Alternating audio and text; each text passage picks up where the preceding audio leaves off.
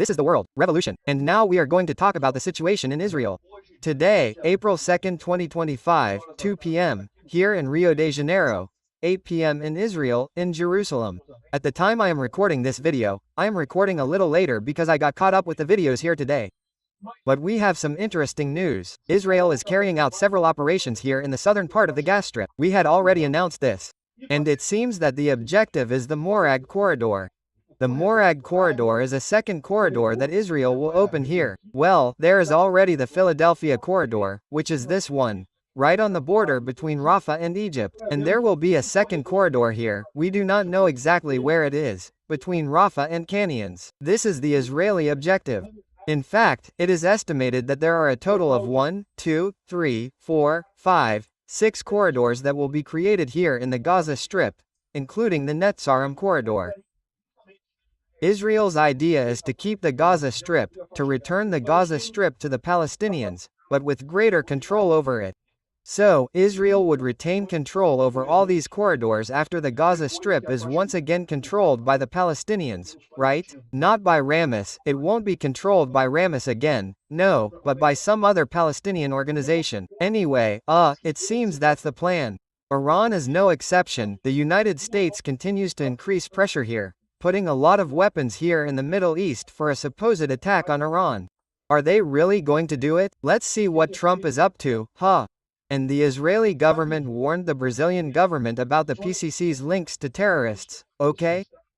Look, the Brazilian government didn't realize this, but the Israeli government sent information about the growing links between the PCC and terrorist groups in Venezuela and the Triple Frontier. Yeah, my friend, the situation is not easy. No, let's talk about these and other subjects in detail. These news items were suggested by Oadu Jundao, Kapixa Bankap and several other people. Thanks to the people who suggested news items on our website, at wrevolving.com. And thanks to you who are watching our video. If you like our content, please leave a like and subscribe to our channel, okay? Well, as we said here in the Gaza Strip, there was a series of operations here. 50 attacks on locations belonging to Hamas and other terrorist groups were carried out by the Israeli Air Force. Well, during the day, another dozen attacks took place throughout the Gaza Strip.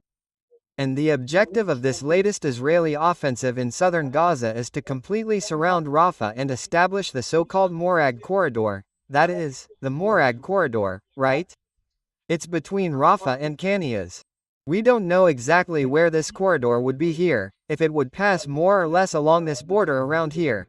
Anyway, it's not possible to know exactly where it would be, but it would be a corridor parallel to the Philadelphia corridor, which is the corridor that Israel is already occupying and has already announced that it will not leave here. Okay, it is clearing all these houses that are here on the border. It will not be able to have any houses here on the border with Egypt. There will be a corridor here so that Israel can patrol this border between the gas strip and Egypt. Israel will not give up on this. And now they want to open another corridor here somewhere to separate Rafah from Canyons. That is, it would reduce freedom of movement there, right? The so-called MORAG corridor. Netanyahu himself spoke about this last night in Gaza. We have changed, we have shifted gears, we are taking territory and we are going to destroy infrastructure and target terrorists. And the goal is to take control of the MORAG axis or MORAG corridor, which will be a second Philadelphia corridor in addition to the Philadelphia axis there in the Rafah region, right? And the idea there is to cut the strip in several positions so that we have more control and can free the hostages. The idea is that the only thing capable of preventing Israel from taking all these areas and establishing a permanent presence there is the release of all the hostages. And here the people are explaining what this strategy is. This video here, this post here is old, okay? This one is from March 2024. We talked about this back then. And they talked precisely about this idea that there was, right? I made a video about it. So you have several corridors here. I'm going to take my head out of here so it's easier to see. Here in the south there would be the Philadelphia corridor. That one is already built by Israel, right? The Netzarim corridor, which is also already maintained here. The idea would be to open 3 more corridors, at least. This corridor here separating Beit Hanan from Jabalia and the city of Gaza. Here another corridor separating the central part of Gaza from Quns and the south of Gaza. And another corridor here, which would be MORAG, connecting here and, right, cutting through here, separating RAFAH from Khan Younis, right? Remember that all these sections that appear here are actually conceptual ideas. We don't know exactly where these corridors would pass, right? And whether they would be just these. Some people talk about another corridor here separating Jabalia from Gaza City, too. Others talk about more corridors separating the central parts of the Gaza Strip. The objective is precisely to be able to control the Gaza Strip with the minimum infrastructure of the Israeli army. So, after Israel leaves the Gaza Strip, when control in Gaza returns to the Palestinian Authority or to any constituted government, Israel will not accept Ramis managing the Gaza Strip, but eventually there will be a Palestinian government to manage the Gaza Strip. But in any case, Israel will maintain these corridors precisely to prevent new subversive operations from happening here, right?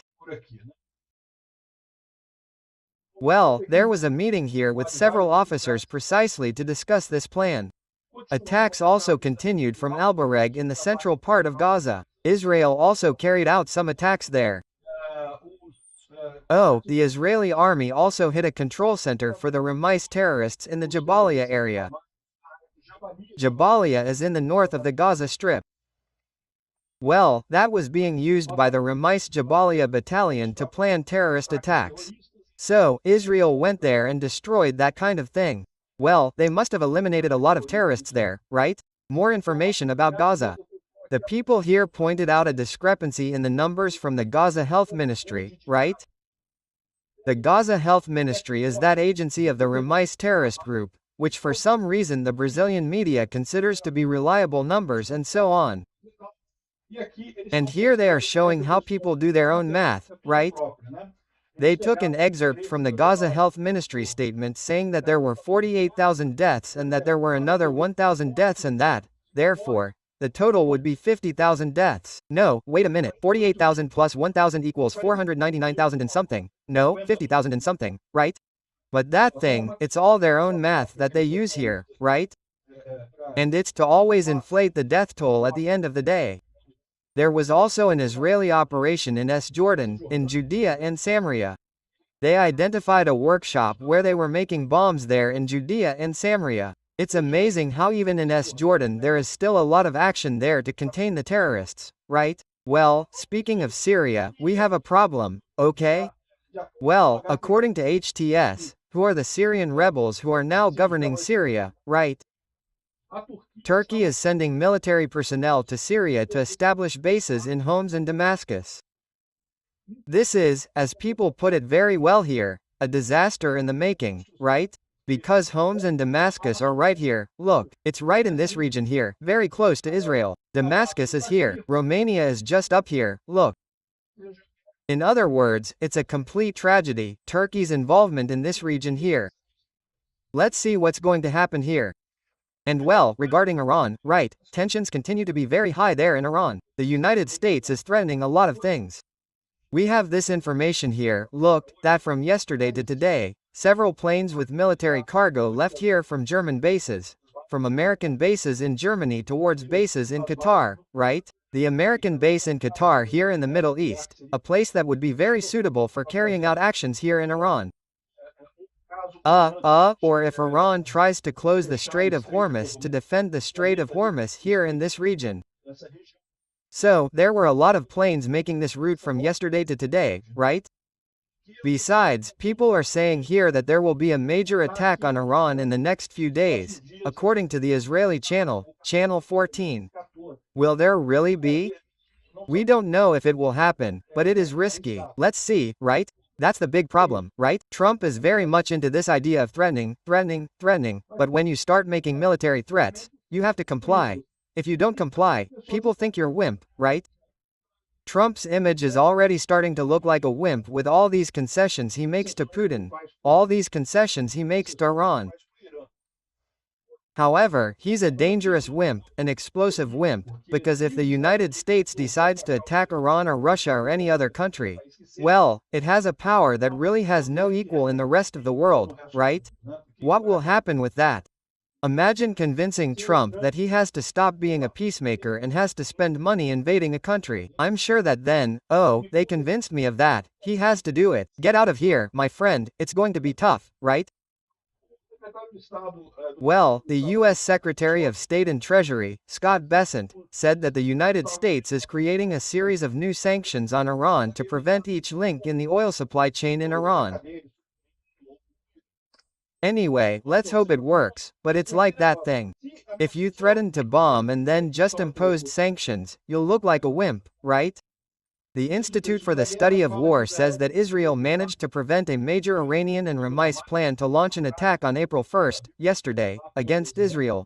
But they would have managed to do it by killing Badir, who is the guy who was there in Beirut, right? We managed to eliminate that plan. That's good news, right? And the other news that has a lot to do with Brazil is that, precisely, the Trem de Aragua, which is the terrorist group from Venezuela, is increasingly having links with the PCC and the PCC in Brazil, and also with the terrorist groups of Hezbollah in the triple border there and in Foz do Iguaçu, right? In other words, something quite worrying. This was warned by Israel. Israel sent the message here to Brazil about this connection between these terrorist groups here in Latin America.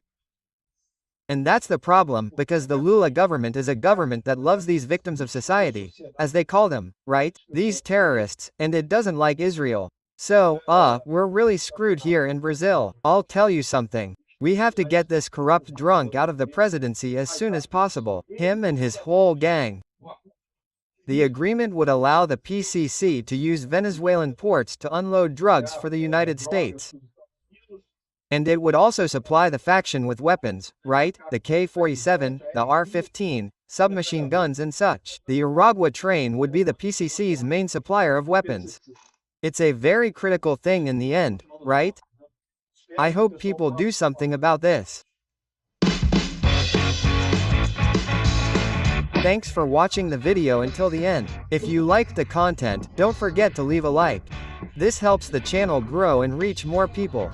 If you didn't like it, leave a dislike and explain in the comments how we can improve. Also comment with suggestions of topics that we can bring here. Insulting comments or those referring to dictatorship and war criminals will be summarily blocked. Thank you for your understanding. If you are not yet subscribed to the channel, consider subscribing by clicking the subscribe button below and checking the bell for all warnings. If you want to help the channel, see how you can do this on our website.